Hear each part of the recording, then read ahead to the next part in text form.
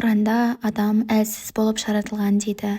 Бұл жердегі әлсіздікті тәпсіршілердің бірі дене бітімі тұрғысынан, ерік қалау тұрғысынан, нәпсі құмарлықтарына төтеп беру тұрғысынан деп түсіндірсе, енді бірі шешім шығару, таңдау жасау тұрғысынан деп тәпсірлейді.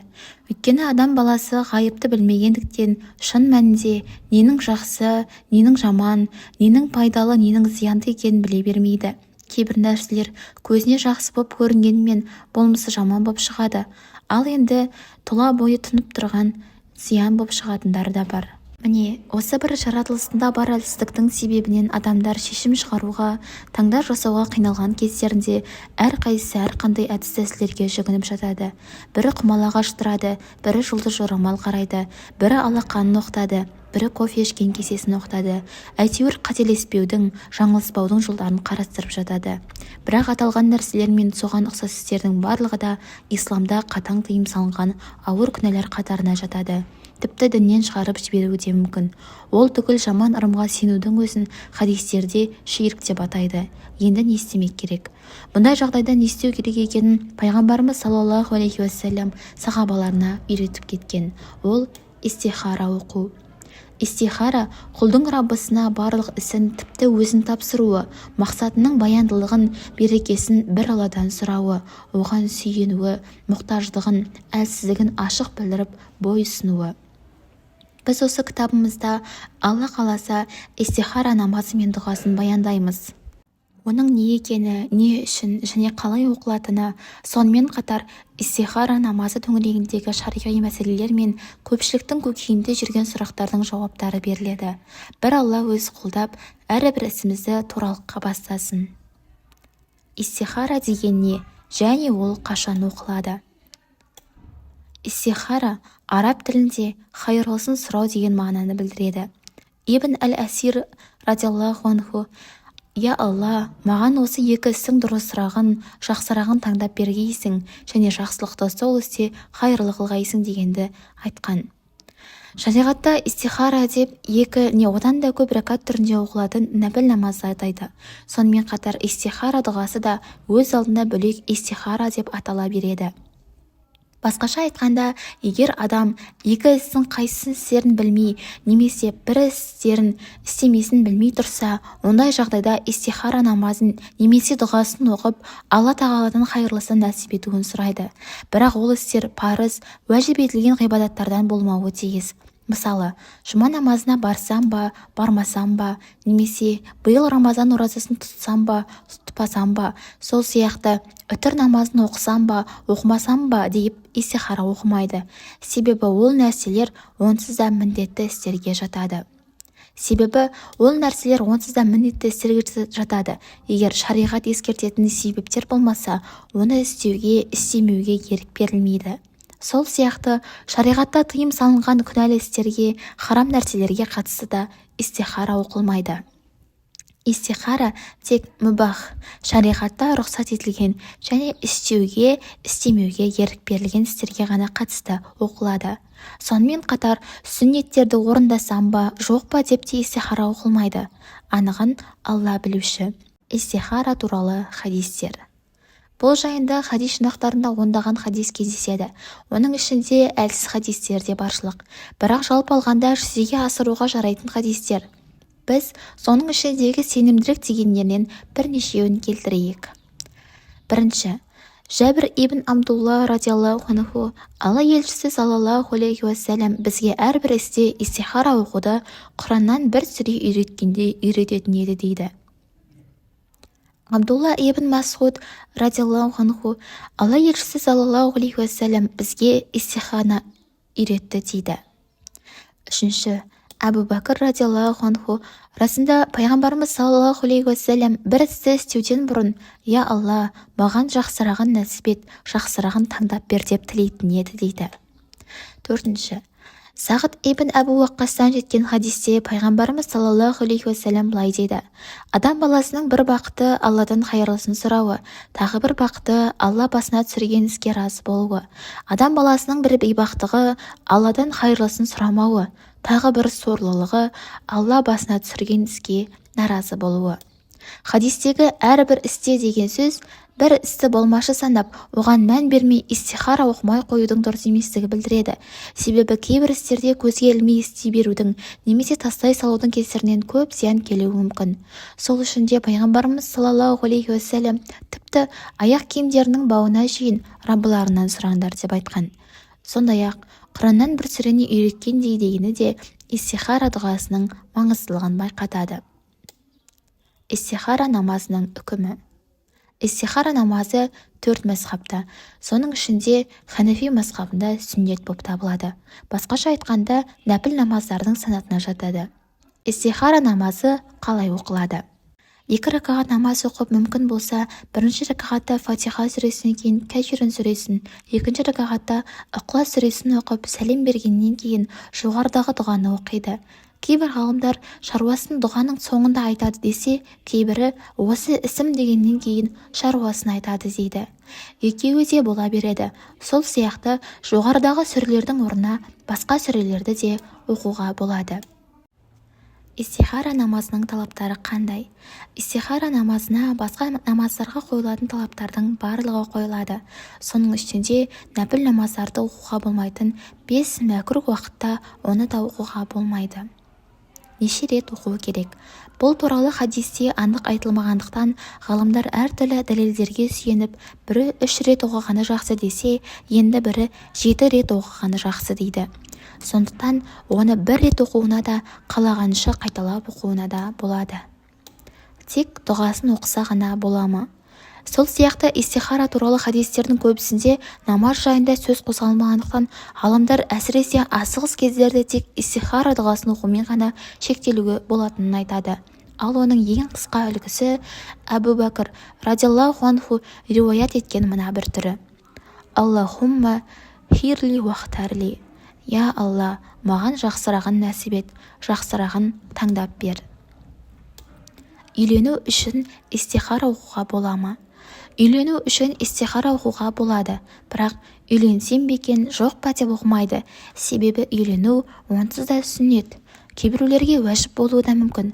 Бұл жерде истихараны белгілі бір адамдарға қатысты шешім шығару, таңдау жасау үшін ғана оқиды. Оның да дұғасы жоғарыдағыдай. Тек шаруасын айтқан кезде үйленуге қатысты шаруасын айтады. Истихараның жауабын қалай білеміз? Истихара ғайыпты білу емес. Біз үшін ненің хайырлы, ненің хайырсыз екенін бәрібір ғайып болып қала біледі. Ал оны оқу, істі Аллаға тапсыру, одан бізге хайырлысын таңдап беруін сұрау. Өйткені біз шын мәнінде өзімізге ненің жақсы, ненің жаман екенін біле бермейміз. Құранда қайдан білесіңдер? Бәлкім ұнатпаған нәрселерің түбінде өздерің үшін хайырлы болар. Сондай-ақ ұнатқан нәрселерінің түбінде өздерің үшін зиянды болуы бек мүмкін. Ақиқатын Алла біледі, сендер білмейсіңдер деп айтады. Сахаба Ибн Умар аль-Хаттаб басыма жақсы көретін нәрсе келе ме жоқ па? Бәрібір себебі мен жақсылықпен жақсы көретін нәрседе ме, әлде шек көретін нәрседе ме, жақсылықтың қай нәрседе екенін білмеймін деп айтады екен. Истихарадан кейін түс көреді деген рас па? Истихара намазын не дұғасын оқығаннан кейін түс көреді, түсінде белгі береді деген сөздер хадистердің ешбірінде кездеспейді. Тіпті жатар алдында оқыңдар деген сияқты тұспалдап айтылған сөздер де жоқ. Сондықтан истихара оқыған не оқып жүрген адамның көрген түстері кәдімгі басқа түстер сияқты қарастырылады. Истихара оқығаннан кейін не істеу керек? Бұл жайында ғалымдардың пікірі бірдей емес. Бір ғалымдар ешбір белгі күтпестен өзі дұрысырақ тапқан істі істей береді десе, енді бірі жеңіл болғанын істейді. Себебі истихара дұғасы егер хайырлы болса, оны маған жеңілет деген сөздерді қамтиды деген. Бірақ нәпсіге еріп таңдау жасаудан аулақ болу керек. Бұл жердегі мақсат тағы да қайталап айтамыз. Қайсысы жақсырақ немесе қайсысы дұрысырақ екенін білу емес. Керісінше, бір істі Аллаға тапсыру, жақсылықты содан күту және оған тәуекел ету. Істі Аллаға тапсырудың ең пайдасы көп. Мысалы, Жақып пайғамбар ең сүйікті баласы Жүсіп пайғамбардан айырылғанда, Жүсіп те кетті, көз де кетті. Яғни ұзақ уақыт қатты қайғырғаннан екі көзі бірдей ағарып көрмей қалды. Бірақ сабыр етіп, бір істі Аллаға тапсырғаннан кейін Жүсіп те оралды, көзі де қайтадан көріп кетті. бір жағынан истихара оқу арқылы біз өзіміздің әлсіздігімізді мойындап, Раббымызға мұқтаж екенімізді түсініп, оның алдында бас иіп құлдық ұрамыз. Ақиқатында әлсіз, дәрменсіз екенін түсінген адамның тәуекелі күшейе түсетіні анық. Ал Алла тағала тәуекел етушілерді жақсы көреді. Түсіндіре кетейік, тәуекел ету деген басын қатерге тігуге емес. Тәуекел ету қолынан келгенін істеп, істің нәтижесін Алла беретініне сеніп, тек Алладан ғана күту.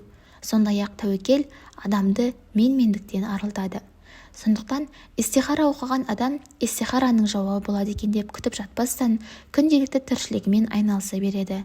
Әлгі истихара оқыған шаруасын да ойланып, ақылдасып, өзінше шеше береді.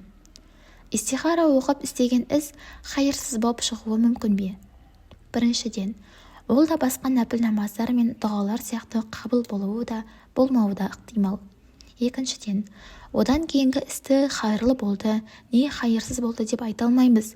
Біз тек ойымыздағыдай болды, не болмады, біз қалағандай болды, не болмады деп қана айта аламыз. Себебі ненің хайырлы, ненің хайырсыз екенін бәрібір біле алмаймыз. Сондықтан истихара оқып бастаған сауда әрдайым жүріп кетеді, немесе истихара оқып құрылған отбасы әрдайым баянды болады деген сөз жоқ. Тіпті солай болғанның өзінде де біз үшін хайырлысы сол ма, ол емес пе, біз оны тағы біле алмаймыз.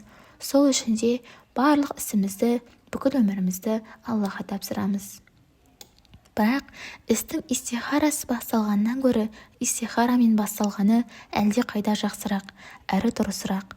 Өйткені біз Аллаға қаншалықты берілгенімізді көрсететін өз алдына бір бөлек құлшылық, ол истихара. Кейбір қателіктер. Біреулер истихара намазында, дұғасында оқымай, оның орнына басқа бір нәрселерді іздейді. Мысалы, Құран кітапты қолына алып, кез келген бетті ашып қалады да, көзіне ең бірінші түскен аяттың мағынасына қарай шешім шығарады. Сол сияқты біреулер тәпсірінің жібін үзіп, тастарын бөліп қою арқылы жасайды. Бұл анау гүлдің гүл жапырақтарын любить, не любить деп жұлып отыратын діннен, шариғаттан бейхабар жас балалардың ісіне ұқсайды. Бұл істердің барлығы баяғы Мекке мүшриктерінің жаман ырымға қатысты жоралары сияқты тыйым салынған істерден болып саналады. Оның орнына истихара намазын, оған мүмкіндік болмаса дұғасын оқып, пайғамбарымыз саллаллаху алейхи уассаламның сүннетін орындаған дұрыс. Есесіне истихара оқыған ұтылмайды. Истишара – ақылдасу, кеңесу. Истихараның серігі истишара, яғни ақылдасу, кеңесу. Қандай да бір маңызды істің қарсаңында білімді, тақуа, жанашыр адамдармен ақылдасу, кеңесу Алланың үйреткені, пайғамбардың көрсеткені және мүмін мұсылмандардың көркем мінезі болып табылады. Себебі Құранда мүмін мұсылмандарды істерін өзара кеңесіп істейді деп сипаттайды. Тіпті сол сүрені шура, яғни кеңесу деп атаған. Сонымен қатар Алла тағала пайғамбарымызға саллаллаху алейхи уассаламда соны бұйырып, ісіңді олармен, сахабалармен ақылдасып отыр дейді. Пайғамбарымыз саллаллаху алейхи уассаламда сахабалармен, әйелдермен кеңесіп отыратын болған. Оның саллаллаху алейхи уассалам мүміндердің анасы Үмму Сәлама мен Айша анамызбен ақылдасқаны жайында сира кітаптарында риуаяттар жетіп жатыр. Ол өзінің бір хадисінде истихара оқыған ұтылмайды, ақылдасқан өкінбейді, үнемдеген тарықпайды деп ақылдасудың маңызына тағы да назар аудартады. Ғалымдардан қалған бір сөз бар: кім ақылдармен кеңессе дегеніне жетеді. Шын мәнінде адам кейде ақылдаса келе бел буып, бекініп отырған ісінің құр нәпсі қалауы ғана екенін анықтайды.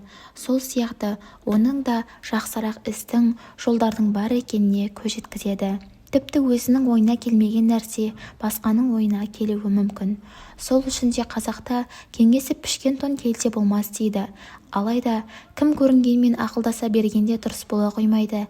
Әйгілі сахаба Әли ибн Абу Талиб радиаллаху анху Алладан қорқатындармен кеңесіңдер деп өсиет қалдырған дейді.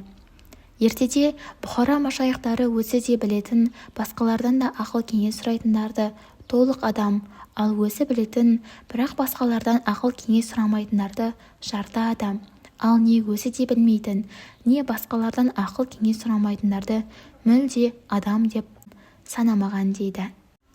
Бірақ біреудің берген ақыл-кеңестерін, әсіресе ол өзінің тәжірибесіне сүйеніп берген болса, оны жүзеге асырмас бұрын оның жағдайы мен өзіңіздің жағдайыңызды салыстырып таразылап алған жақсы болады.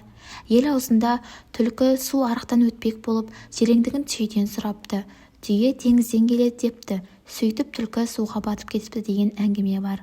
Сол үшін тізелеріңізді салыстырып алыңыздар. Қорытынды. Мүміннің өмірі Алла тағаламен байланыста тұратын болғандықтан, ол күніне парыз бен бекітілген сүннеттерден бөлек қаншама нәпіл намаздар оқиды. Оның барлығы Раббысынан үміт күткен, қорыққан, оған тәуекел еткен мүмін үшін рухани азық пен байлық. Сахабалардың айтуынша, пайғамбарымыздың саллаллаху алейхи уассалам өзі басына түскенде, іс түскенде қандай да бір қиындыққа тап болғанда дереу намаз оқитын болған.